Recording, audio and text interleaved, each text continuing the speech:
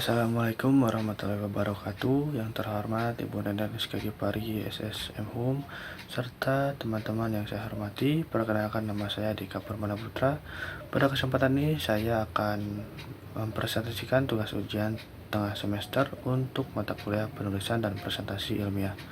Adapun judul yang akan saya bahas adalah Agama sebagai Integrasi Konflik dan Perubahan Sosial, Analisis Perspektif Emil Durkheim, Karl Marx, dan Max Weber. Dalam presentasi ini saya akan menjelaskan bagaimana agama dipahami dari tiga sudut pandang tokoh sosiologi tersebut, yaitu sebagai alat integrasi sosial, sumber konflik, serta sebagai faktor yang mendorong perubahan sosial. Baik, langsung saja kita masuk ke pembahasan pertama, yaitu tema besarnya. Agama dalam perspektif sosiologi dipahami sebagai fenomena sosial yang tidak hanya berkaitan dengan kepercayaan individu kepada Tuhan, tetapi juga berhubungan dengan kehidupan masyarakat secara luas. Dalam kajian sosiologi, agama dilihat sebagai sistem yang terdiri dari nilai, norma, simbol, serta praktik yang mempengaruhi perilaku manusia dalam kehidupan sosial. Melalui perspektif ini, agama memiliki berbagai peran, seperti menciptakan keteraturan sosial, membentuk solidaritas antar individu, serta mempengaruhi pola pikir dan tindakan masyarakat. Namun, agama juga dapat menimbulkan konflik dan menjadi alat dominasi dalam struktur sosial tertentu. Untuk memahami peran agama secara lebih komprehensif, digunakan pemikiran dari tiga tokoh sosiologi klasik, yaitu Emil Durkheim, Karl Marx, dan Max Weber. Ketiga tokoh ini memiliki pemandangan yang berbeda, sehingga dapat memberikan gambaran yang lebih luas mengenai fungsi dan peran agama dalam masyarakat. Dengan demikian, tema ini bertujuan untuk melihat agama tidak hanya sebagai ajaran spiritual, tetapi juga sebagai bagian penting dari dinamika sosial yang mempengaruhi kehidupan manusia. Lalu masuk ke pembahasan kedua, yaitu tiga cabang penelitian dalam kajian agama dari perspektif sosiologi. Terdapat tiga cabang utama yang digunakan untuk memahami peran agama dalam masyarakat, yaitu sebagai integrasi sosial, konflik dan dominasi sosial, serta perubahan sosial. Pertama, agama sebagai integrasi sosial. Dalam cabang ini, agama dipahami sebagai alat yang mampu menyatukan masyarakat melalui nilai, norma, dan ritual bersama. Agama menciptakan rasa kebersamaan dan solidaritas antar individu, sehingga masyarakat menjadi lebih teratur dan harmonis. Pandangan ini sejalan dengan pemikiran Emil Durkheim yang menekankan fungsi agama sebagai pemersatu sosial. Kedua, agama sebagai konflik dan dominasi sosial. Dalam perspektif ini, agama tidak selalu bersifat positif, tetapi juga dapat digunakan sebagai alat untuk mempertahankan kekuasaan oleh kelompok tertentu. Agama bisa melegitimasi ketimpangan sosial dan membuat kelompok yang tertindas menerima kondisi mereka. Hal ini sesuai dengan pandangan dari Karl Marx yang melihat agama sebagai bagian dari struktur yang mendukung dominasi kelas.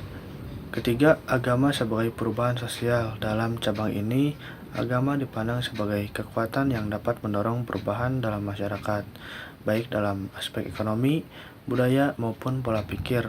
Nilai-nilai keagamaan dapat dipengaruhi tindakan sosial individu yang mendorong perkembangan masyarakat. Pandangan ini sesuai dengan pemikiran Max Weber yang menekankan peran agama dalam proses perubahan sosial. Dengan ketiga cabang ini dapat dipahami bahwa agama memiliki peran yang kompleks, tidak hanya sebagai pemersatu, tetapi juga dapat menjadi sumber konflik sekaligus pendorong perubahan dalam masyarakat. Lalu materi ketiga, teori. Dalam menganalisis agama sebagai fenomena sosial, penelitian ini menggunakan tiga pendekatan teori utama dalam sosiologi, yaitu fungsionalisme, teori konflik, dan teori tindakan sosial. Ketiga teori ini digunakan untuk memahami peran agama dari sudut pandang yang berbeda. Pertama, dari teori fungsionalisme yang dikemukakan oleh Emil Durkheim. Dalam teori ini, agama dipandang sebagai bagian dari sistem sosial yang memiliki fungsi penting dalam menjaga keteraturan dan keseimbangan masyarakat. Agama berperan dalam menciptakan solidaritas sosial melalui nilai, norma, dan ritual yang dilakukan bersama. Dengan demikian, agama membantu mempertahankan stabilitas dalam kehidupan sosial. Kedua, teori konflik yang dikemukakan oleh Karl Marx. Teori ini melihat masyarakat sebagai arena pertentangan antara kelompok yang memiliki kekuasaan dan yang tidak. Dalam konteks agama, Karl Marx memandang bahwa agama dapat digunakan sebagai alat yang mempertahankan dominasi kelas tertentu. Agama berfungsi untuk melegitimasi ketimpangan sosial dan membuat masyarakat menerima kondisi yang tidak adil. Ketiga, teori tindakan sosial yang dikemukakan oleh Max Weber. Teori ini menekankan bahwa tindakan individu dalam masyarakat dipengaruhi oleh makna dan nilai yang mereka yakini, termasuk nilai-nilai keagamaan. Max Weber melihat agama dapat membentuk pola pikir dan perilaku manusia, serta berperan dalam mendorong perubahan sosial, khususnya dalam bidang ekonomi dan budaya. Dengan menggunakan ketiga teori ini, penelitian dapat melihat agama secara lebih komprehensif, baik sebagai alat integrasi sosial, sebagai sumber konflik, maupun sebagai pendorong perubahan dalam masyarakat. Lalu masuk ke materi keempat, yaitu metode. Penelitian ini menggunakan pendekatan kualitatif, yaitu pendekatan yang bertujuan untuk memahami fenomena sosial secara mendalam melalui analisis makna, konsep, dan pemikiran para tokoh. Pendekatan ini dipilih karena kajian yang dilakukan bersifat teoritis dan berfokus pada pemahaman terhadap konsep agama dalam perspektif sosiologi. Metode yang digunakan adalah studi literatur, yaitu dengan mengkaji berbagai sumber tertulis seperti jurnal ilmiah, buku, dan referensi akademik yang relevan. Sumber-sumber tersebut digunakan untuk menggali dan memahami pemikiran Emil Durkheim, Karl Marx, dan Max Weber mengenai agama. Selain itu, penelitian ini juga menggunakan analisis komparatif, yaitu membandingkan pemikiran dari ketiga tokoh tersebut untuk melihat persamaan, perbedaan, serta kelebihan dan kekurangan dari masing-masing teori. Dengan metode ini, diharapkan dapat diperoleh pemahaman yang lebih menyeluruh mengenai peran agama dalam masyarakat. Dengan demikian, metode yang digunakan memungkinkan penelitian ini untuk mengkaji agama secara sistematis, mendalam, dan berdasarkan landasan teori yang kuat. Lalu masuk ke materi terakhir, yaitu research gap atau celah penelitian. Meskipun pemikiran Emil Durkheim, Karl Marx, dan Max Weber masih relevan dalam menjelaskan peran agama dalam masyarakat, terdapat beberapa keterbatasan yang menjadi celah dalam penelitian ini. Pertama, teori-teori yang dikemukakan oleh ketiga tokoh tersebut lahir dalam konteks masyarakat klasik di Eropa Barat, sehingga belum sepenuhnya mampu menggambarkan kondisi masyarakat modern yang telah mengalami perkembangan pesat, seperti globalisasi dan digitalisasi. Kedua, dalam realitas saat ini, peran-peran agama menjadi semakin kompleks.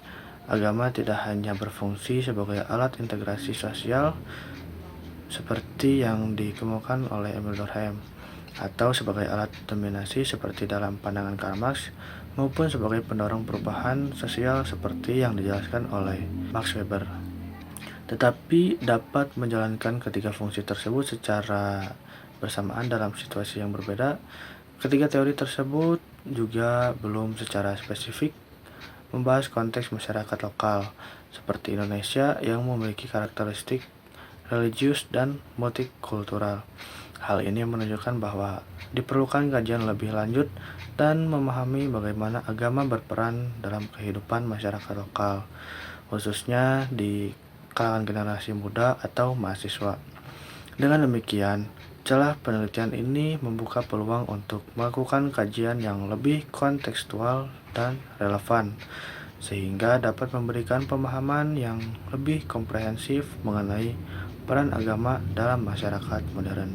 Demikian pemaparan yang dapat saya sampaikan mengenai agama sebagai integrasi, konflik, dan perubahan sosial, analisis perspektif Emil Durkheim, Karl Marx, dan Max Weber. Semoga penjelasan ini dapat memberikan pemahaman mengenai peran agama dalam kehidupan sosial dan berbagai perspektif sosiologi. Saya menyadari bahwa dalam penyampaian ini masih terdapat kekurangan, oleh karena itu saya ingin meminta maaf. Akhir kata, saya ucapkan terima kasih atas perhatian Ibu Nendang Liskagipari SSM Hum dan teman-teman sekalian. Assalamualaikum warahmatullahi wabarakatuh.